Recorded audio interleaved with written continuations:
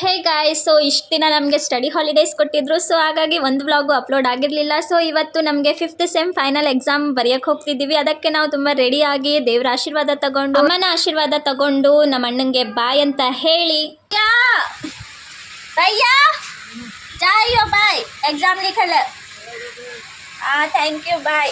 ನಾವು ಬಂದ್ಬಿಡ್ತೀವಿ ಸೀದಾ ಎಕ್ಸಾಮ್ ಹಾಲ್ ಸೆಂಟರ್ಗೆ. ಎಕ್ಸಾಮ್ ಹಾಲ್ ಸೆಂಟರ್ ಬೇರೆ ಯಾವುದೂ ಅಲ್ಲ, ನಮ್ಮ ರಾಜೀವ್ ಗಾಂಧಿ ಯೂನಿವರ್ಸಿಟಿನೇ ಆಗಿರುತ್ತೆ. ಸೊ ನಮ್ಮ ಕಾಲೇಜಿಗೆ ನಾವೇ ಬಿದ್ದಿರ್ತೀವಿ ಅಷ್ಟೇ. ಚೆನ್ನಾಗಿತ್ತು, ಇನ್ನೊಂದು ಲಾಂಗ್ ಎಸ್ ಚೆನ್ನಾಗಿರಲಿಲ್ಲ. ಇನ್ನೊಬ್ರು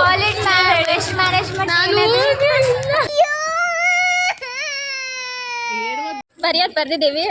ರಿಸಲ್ಟ್ ಮೇಲೆ ಡಿಪೆಂಡ್ ಎಲ್ಲಾನು. ಪಾಸ್ ಆದರೆ ಸಾಕಂತ. ಯಾರು ಜಗಳ ಆಡ್ಕೊಂಡು ನಮ್ಮ ಪೇಪರ್ ಎಲ್ಲ ಕರೆಕ್ಷನ್ ಮಾಡಬಾರ್ದು ಅಷ್ಟೇ.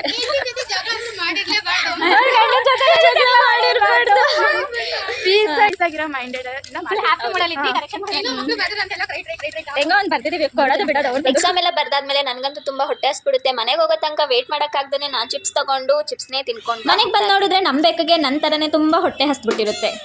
ಹೋಗ್ಲಾಗಲ್ಲ ಅಚ್ಚರಬ್ದೆ ಅಯ್ಯೋ ಖಾನ.